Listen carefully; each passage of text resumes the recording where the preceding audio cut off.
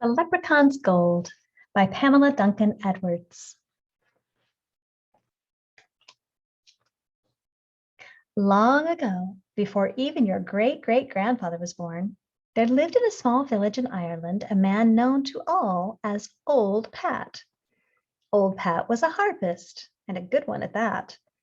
Many a wedding was made the merrier by Old Pat's harp. In the same village dwelled young Tom. Tom had learned his own harp playing from Pat's teaching. But now Tom thought himself a better harpist than old Pat. He was much given to boasting and bragging and charging the villagers great amounts of silver for his skills. Old Pat was humble and willing to play his music for free for those he knew had not the means to pay. "Foolish old man," scoffed young Tom. "What use is a gift if not to make you rich?" Old Pat replied, "I am rich in friends, and that is enough."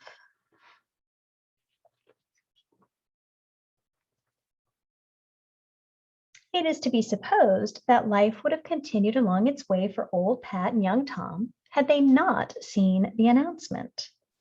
By order of the king, harping contest to choose the finest harpist in Ireland at the royal palace. All may enter.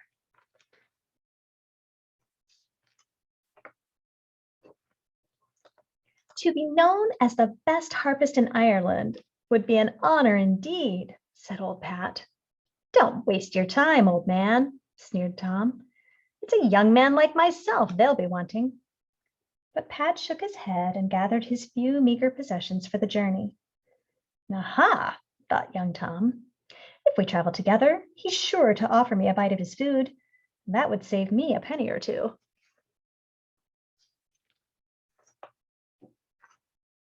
And so it was that on this night the two sat together by their fire of twigs. They were footsore and weary from walking the many miles toward the royal palace. As he listened to Pat practicing for the contest, a sudden thought flashed through young Tom's mind. I could lose to this ridiculous old man.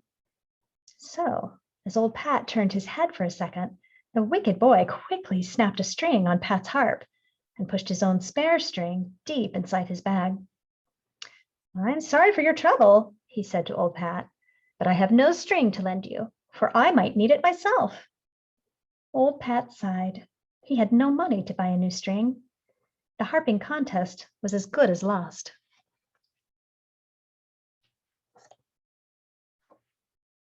Then, suddenly through the darkness came a cry. "Help!" The two men shivered, for they knew tales of tricks played on poor travelers by villain leprechauns. "Surely 'tis the little people that's after us," whispered young Tom.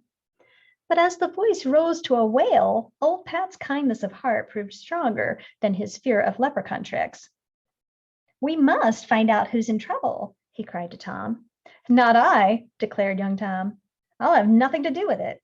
I'll not take the risk of missing the contest." Turned his back to the voice and covered his ears. On shaking legs, old Pat walked toward the sound of the voice. In a clearing, he saw a tiny man with his foot down a rabbit hole. "Help me, sir!" cried the little man. "I took off my shoe to rest my feet, and a rabbit has taken hold of my big toe. Help!" From deep in the burrow came the shrill laugh of the rabbit. "Let go, you rogue!" the little man yelled down the hole.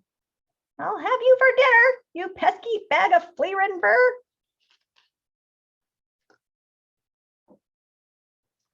"I'll soon fix that scoundrel," thought old Pat.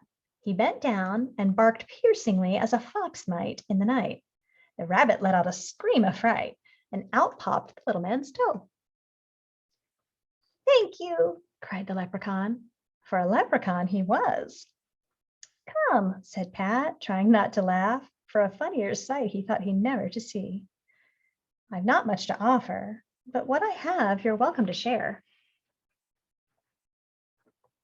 Old Pat led the leprechaun back to the fire. "I see your fellow traveler has up and gone," said the leprechaun. "A brave fellow indeed he proved to be, but I thank you kindly for your help. I'd like to repay you." I'll be needing no payment, answered old Pat.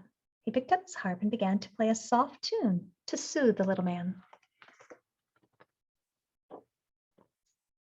You play well, said the leprechaun, but I'm thinking your harp is not in a good way. I have a broken string, answered old Pat sadly. I'm on my way to the harping contest at the royal palace, but I'll not win now. I have no money to buy a new string. Ah, declared the leprechaun sharply, so it's the gold you'll be wanting. No, indeed, cried old Pat, mighty alarmed. He knew terrible things happened to those who searched for crops of leprechaun gold.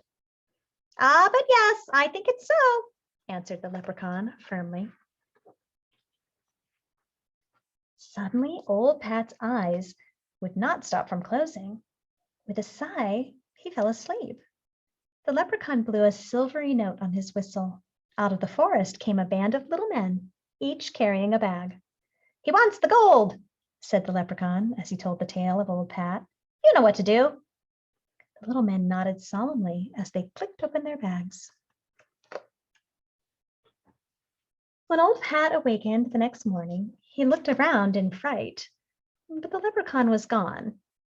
It's a lucky escape I've had, cried old Pat as he picked up his harp case and set off for the royal palace.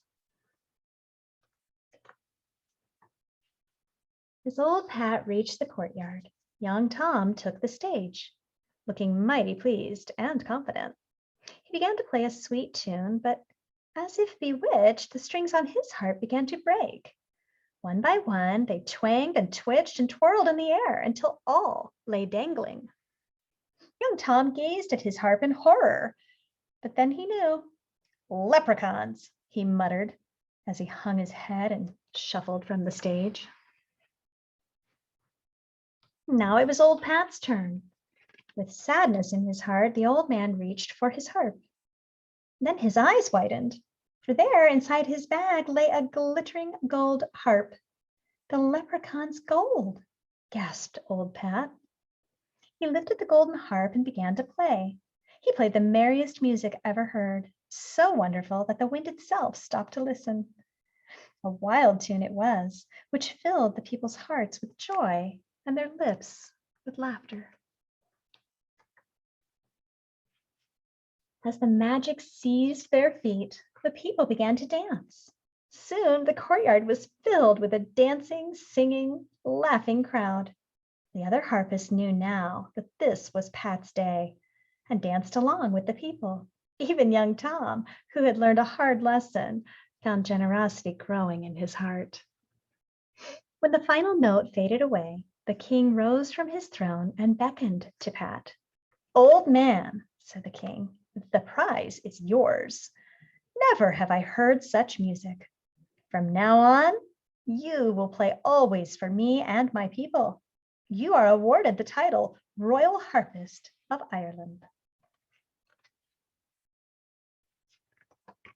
From the nearby forest came the tinkling sound of a little leprechaun laughing.